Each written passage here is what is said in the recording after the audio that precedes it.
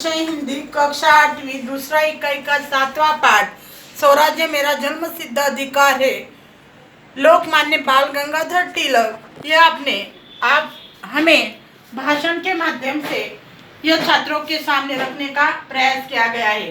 तो देखो, उन्होंने यह इसी प्रस्तुत भाषण में हमें स्वराज्य के प्रति तिलक जी की अटूट प्रतिबद्धता यहाँ पर दिखाई पड़ रही है। तो देखो, आपके पास एक आत्मा है और मैं केवल उसे जगाना चाहता हूँ। मैं उस पर्दे को हटा देना चाहता हूँ जिसने अज्ञानी, कुचित और स्वार्थी लोगों ने आपकी आंखों पर डाल दिया है। राजनीतिक के विज्ञान के दो भाग है। पहला देवी और दूसरा राक्षसी। एक राष्ट्र की दास्ता दूसरे भागों में आती है। राजनीति वैज्ञानिक के राक्षसी भागों का कोई नैतिक औचित्य नहीं हो सकता।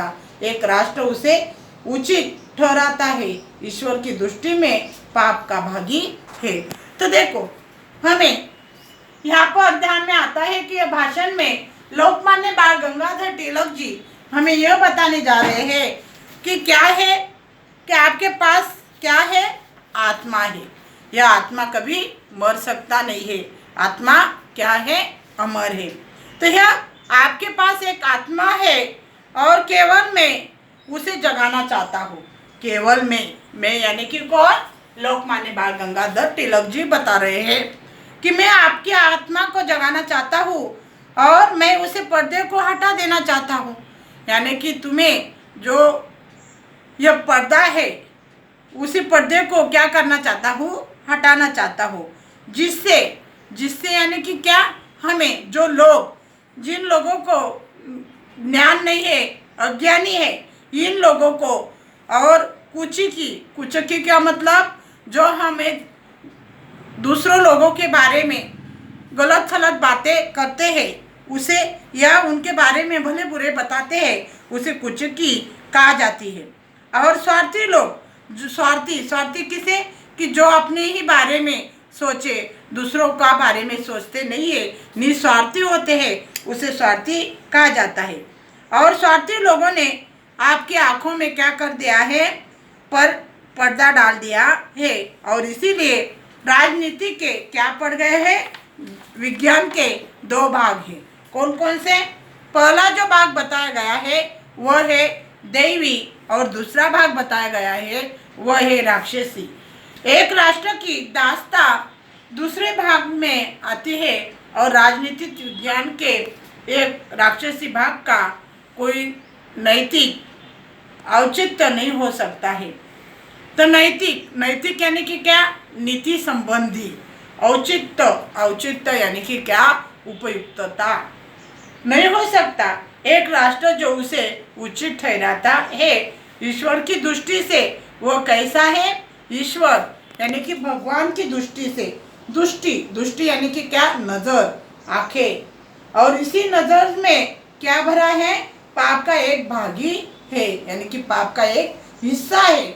और इसी तरह से इसी भाषण के माध्यम से हमारे छात्रों के सामने लोकमान्य बाल गंगाधर तिलक जी ने अपने खड़े आवाज से यह स्वराज्य मेरा है और इस स्वराज्य का रक्षा करना यह मेरा जन्मसिद्ध अधिकार है, यह बताने का प्रयास वो भाषण के माध्यम से हमें कर रहे हैं।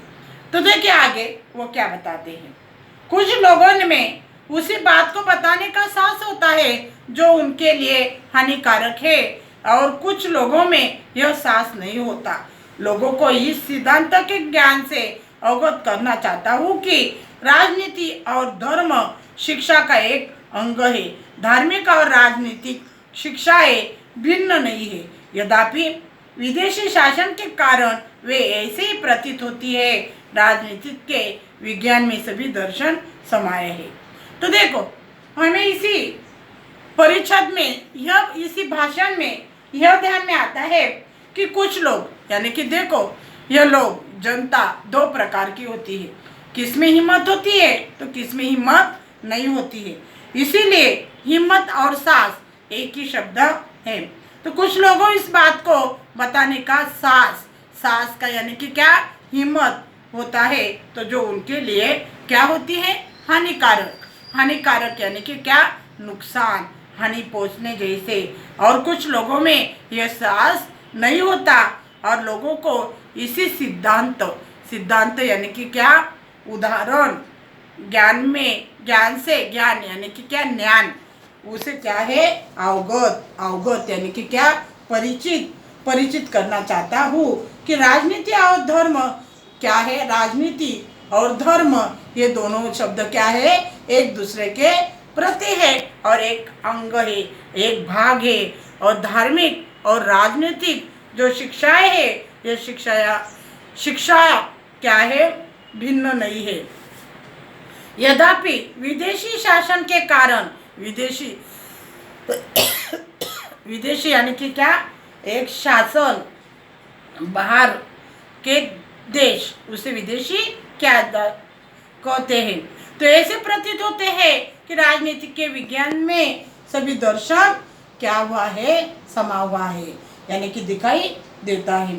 तो देखो आगे उन्होंने यह बताने की कोशिश की कि इंग्लैंड और भारत की सहायता से बेल्जियम जैसे छोटे से देश को संरक्षण देने का प्रयास कर रहा है।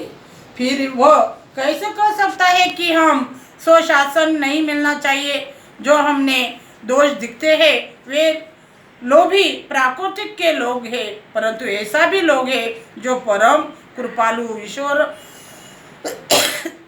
ईश्वर में भी दोष देखते हैं। तो देखो यहाँ पर इंग्लैंड और बेल्जियम, इंग्लैंड क्या है, भारत की सहायता से बेल्जियम जैसे छोटा एक देश है और इसी छोटे देश को संरक्षण देने का प्रयास यानी कि क्या, कोशिश, प्रयत्न कर रहा है। फिर वह कैसे कह सकता है कि हम स्वशासन नहीं मिलना चाहिए। देखो यह सब कुछ होने के बावजूद भी हमें यह स्वशासन यानी कि क्या, स्वतंत्रता क्यों नहीं मिलना चाहिए। और यह सवाल भी हमारे मन में क्या होता है, उत्पन्न हो रहा है।